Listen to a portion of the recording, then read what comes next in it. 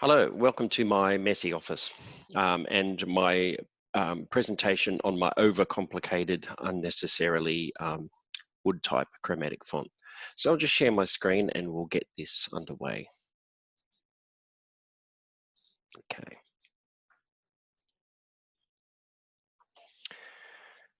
Wood type is good type. Every designer knows what wood type is.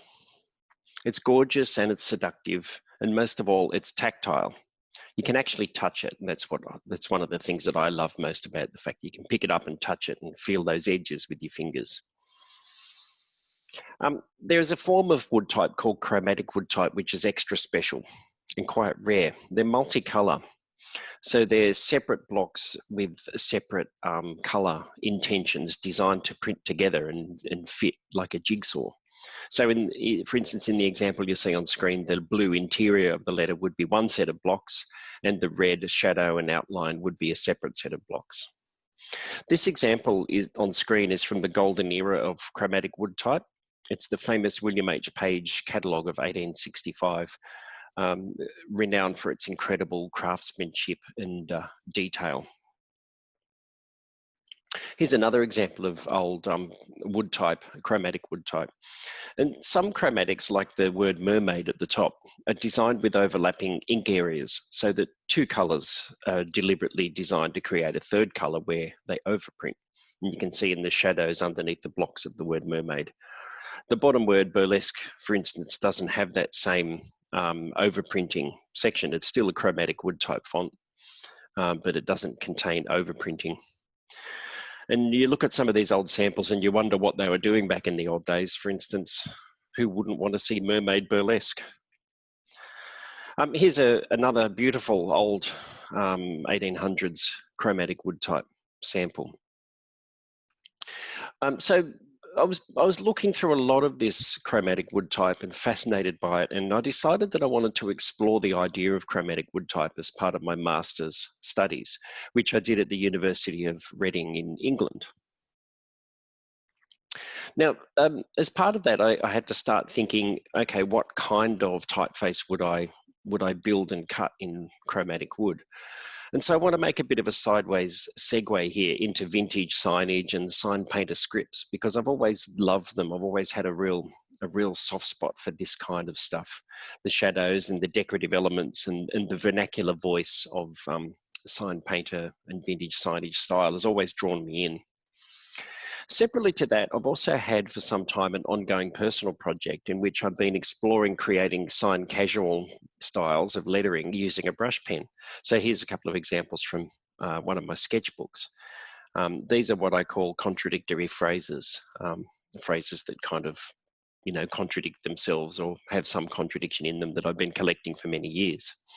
So I've been doing a lot of experimentation and exploration of shadowing and blending and decorative letter forms in that kind of sign painter style.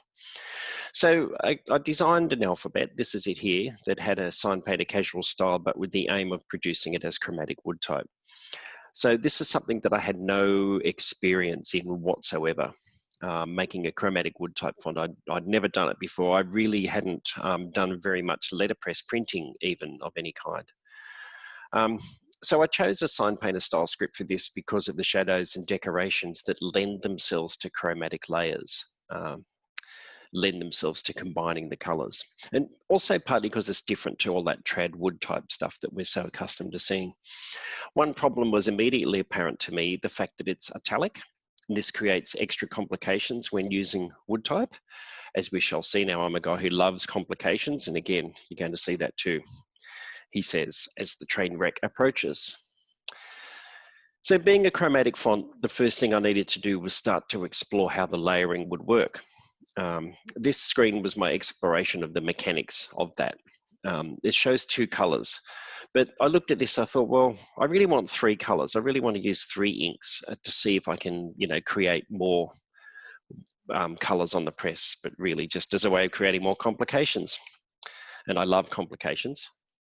So this is how it was intended to work. There's three ink colors at the top, that should, in theory, produce 5 colours on the press. So you can see the 2 extras at the bottom, and in the sample letters, you can see those 2 extra colours down the right-hand edges of the letters.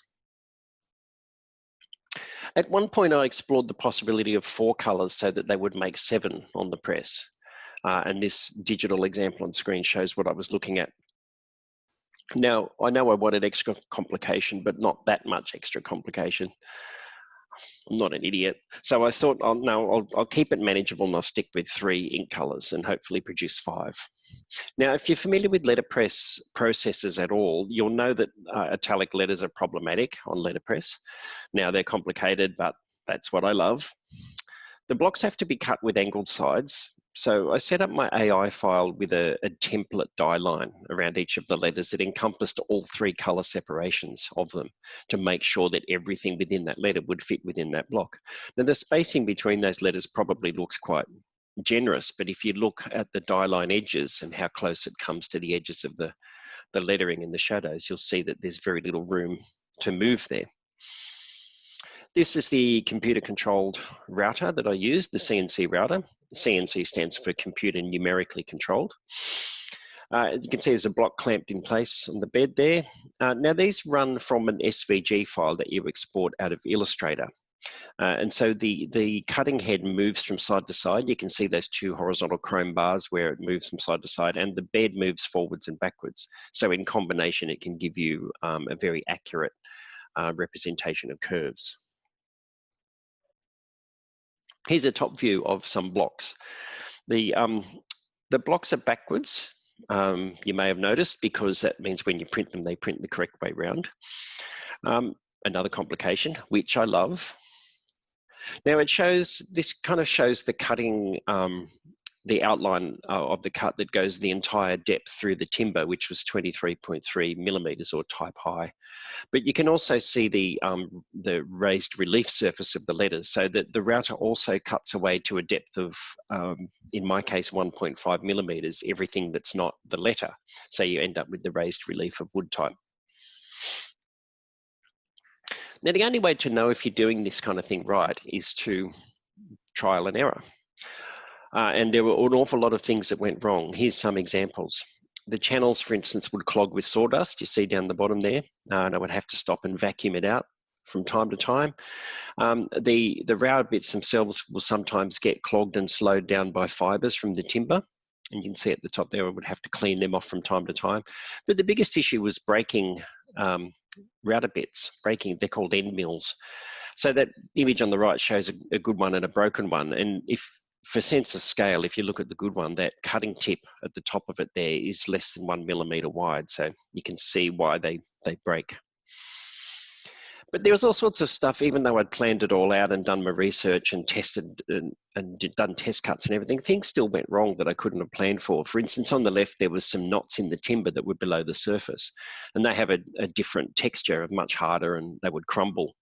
And it put my path off course because of the different resistance. The image on the right shows another one which didn't hit a knot, but you can see towards the end of the right-hand end of that block, the router bit started to chew into the side of the side bearing anyway, which was not part of my path plan. I still don't know why that one happened. But these kind of things, among a multitude of other technical issues that I would have to resolve on the fly, they gave me new appreciation for the original craftsman. The engineering challenges that they must have had to overcome were truly immense. So here's a finished set of blocks for the letter B. You can see them running through the middle of the image there in the 3 different colors, and you can see the complicated nature of the cut pathways. So now it's time to do the first set of prints, and a whole new set of complications arose, but as we already know, I love complications. So this is the Colombian press that I used on the left there. It was built, we think, around the 1850s, and it was designed originally for newsprint printing. On the right, there's a vertical view of the bed with some of my type inked up and ready to pull a print from. You'll note the angled lock-up furniture at each end of the letters because they're italic. This was another complication that I didn't figure on until I got that far and suddenly realized, oh yeah, they're going to slip sideways because I needed angled furniture to hold them in place. Another complication, which I love. So here's a little video. I've set this on loop so it plays a few times over and you can get a sense of what's going on here. But you can see I've already printed the first two colours, the pink and the blue, and this is the red overprinting the other two. You can see there's 4 pieces of paper there, and that was because with a large piece of paper I found that I would have to print a single character or a single word, and then clean it all up and wipe all the ink off and clean up the rollers and all of that sort of stuff to put the next block down and then ink it up with a new color.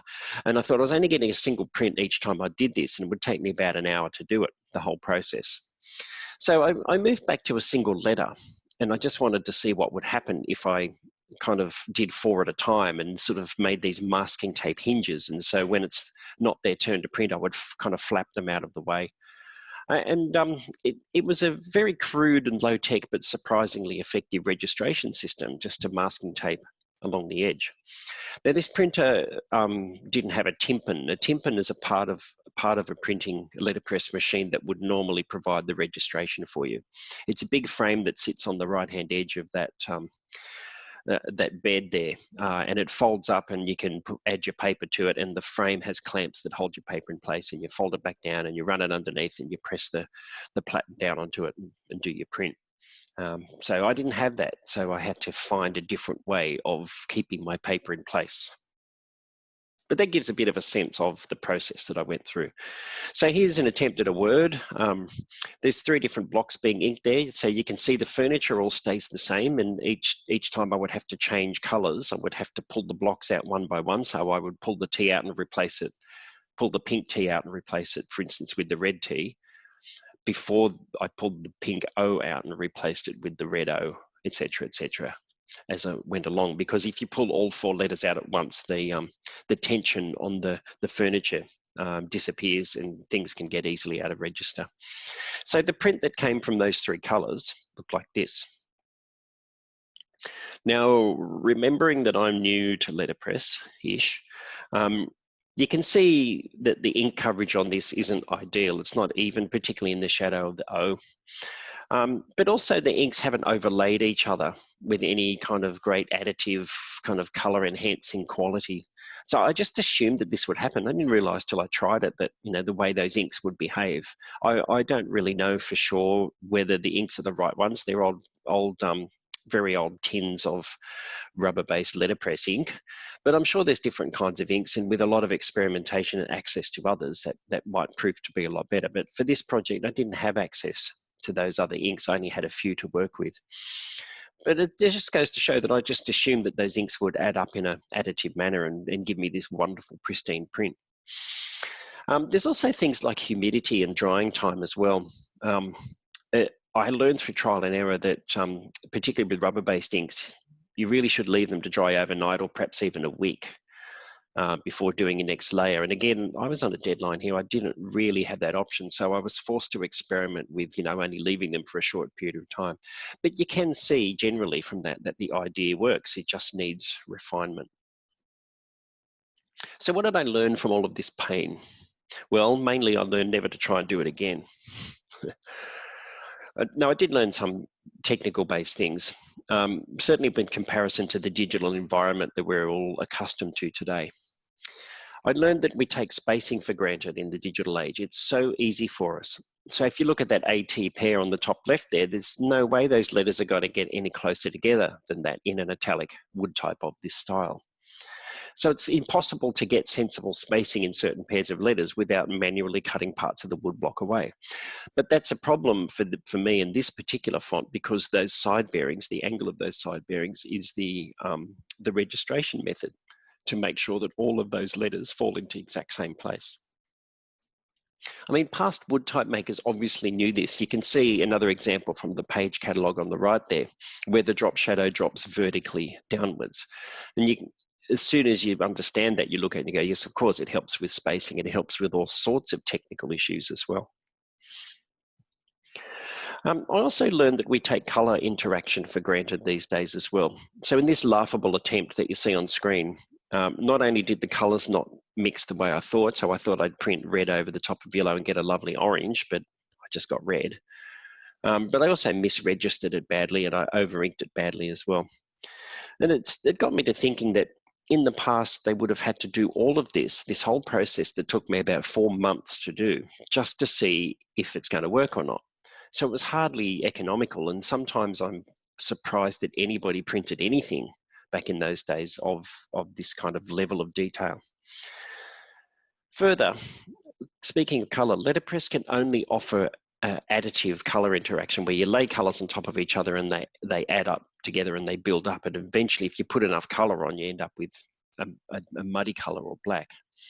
But digital interaction gives you reductive color and other color mixing methods as well, and we kind of take that for granted. So my digitally learned ways of thinking about color were totally challenged by this project.